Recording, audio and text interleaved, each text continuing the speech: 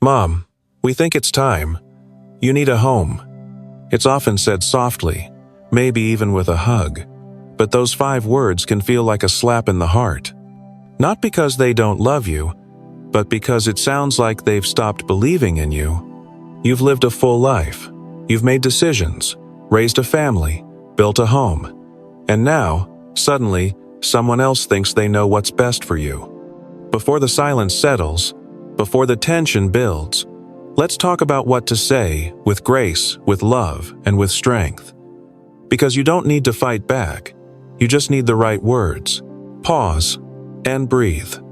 They're coming from fear, not cruelty. When your kids say, "You need a home," it's easy to feel insulted, like they've stopped seeing your strength and started seeing only your age. But before you react, pause. Take a breath. Because more often than not, what they're really expressing is fear. Fear that you'll fall. Fear that something will happen when no one's around. Fear that they won't be able to protect you. It's not control they want, it's comfort. Their comfort. That doesn't mean they're right, but it means they're not your enemy. If you can see that, if you can hold space for their fear without giving up your dignity, then you take the first step toward a conversation, not a confrontation. Before you respond with resistance, respond with presence. And remember, calm is power. And love doesn't mean agreement, it means understanding. Ask questions that gently challenge assumptions. Sometimes, the people who love you the most don't realize they're making decisions for you, not with you. Instead of saying, "I'm fine," or "You're wrong," try asking questions. Gently, calmly, from a place of strength. Try, "What makes you think I'm not managing? Have I given you a reason to believe I need to leave my home? Is this about something that happened, or something you're afraid might happen?" Questions open the door to reflection. They shift the tone from directive to dialogue. When you ask instead of argue, you give your kids a moment to think, and that pause is where real understanding begins. You're not avoiding the issue. You're inviting them to see you more clearly. Acknowledge their love, then share your truth. When your children say, "You need a home," it might feel like they've stopped trusting you, but more often than not, it's their love speaking, just in the wrong language. Start there. Say something like, "I know this comes from love. I hear your concern. You want me to be safe, and I'm grateful for that." Then, once you've honored their care, speak your truth. "But I'm not ready to give up the life I've built, just to ease your worry." Safety matters, but so does independence. So does dignity. So does me. When you acknowledge love and set a boundary in the same breath, you remind them, you're still capable, still clear, still in charge of your own story. The goal isn't to win the conversation, it's to recenter it around mutual respect. Explain what home means to you. To your kids, a home might just mean safety, medical help, peace of mind. But to you, home is something deeper.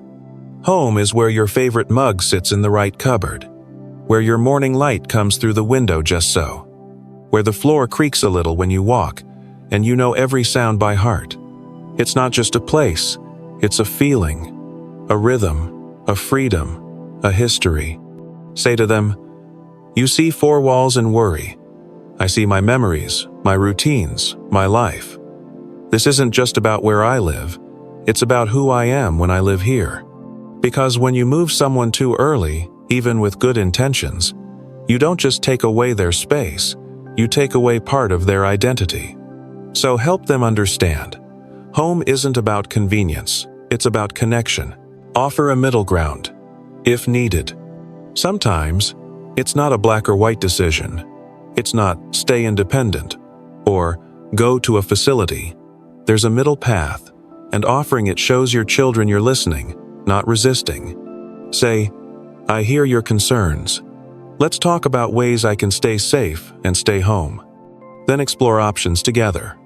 Home modifications, grab bars, better lighting, fall sensors, a part-time caregiver or housekeeper, regular check-ins, emergency alert systems, joining a local senior group to stay active and social.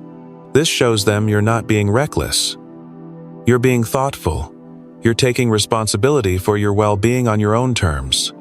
It also shifts the tone, from fear-based urgency to a shared plan rooted in trust. You're not saying number, you're saying, not yet, and here's what I'm doing instead. Say this if you feel pressured. Sometimes, even after all the calm explanations, you still feel pushed, like your voice is being softened, dismissed, or overruled. That's when you need strong, loving words, words that reclaim your power without creating conflict. Here's what you can say. Please don't confuse aging with helplessness. I've made it this far by knowing my limits, and I'll tell you when I reach them. I'm not afraid to ask for help, but right now, what I need most is to be trusted. And if they continue pushing out of fear or frustration, you can gently add, if the time ever comes when I truly can't manage, I'll be honest with you, but right now, that time hasn't come. This tells them, you're not in denial. You're not being stubborn. You're standing in your truth, with love. It's not easy when your own children question your independence. It stirs up emotions, fear, sadness, even anger. But how you respond can shape the future of your relationship. You don't have to argue. You don't have to defend every choice. You just need to speak with love, strength, and clarity. So here's what I invite you to do today. Write down one sentence that describes what home truly means to you. Share this video with someone who may be facing the same pressure. And if you've had this conversation with your children, tell us how it went in the comments. Your story might help someone else find the words they need. If this video gave you strength, please like, subscribe, and turn on the bell. We talk about real things here, the kind no one else does. Because your voice still matters. Your choices still matter. And your life is still yours to lead.